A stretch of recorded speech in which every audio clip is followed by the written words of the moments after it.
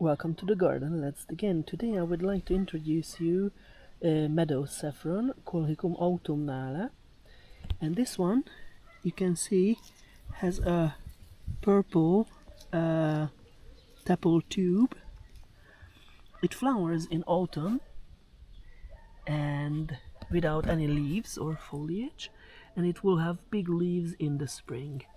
And you can see the other ones have a white tepal tube, and the purple one is called in the trade Colchicum pannonicum because of Hungary. It is typical in some places in Hungary. This plant is wild and it inhabits moist meadows. And the other ones are the normal type. And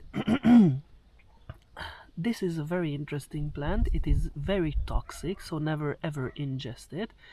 But it contains an alkaloid called colchicum, and colchicum is used in some medications like Mediterranean fever and gout.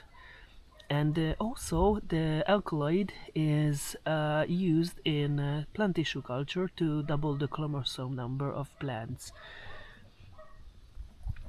So very nice, lovely plants. And there are a lot of different forms, double ones, single ones, white, pink, and I have the most common one. These were for a research, but the research is now ending, so the control ones are put outside in the garden to be nice and beautiful and bring me some joy. Oh, and there at the end you can see the ones which are infected with a virus, and you can see that the flowers have color breaking. It's caused by meadow saffron breaking virus, and my colleagues and I have described this virus first from a Hungarian national park, from a Natura 2000 site, which is strictly protected, which means entering the site is restricted.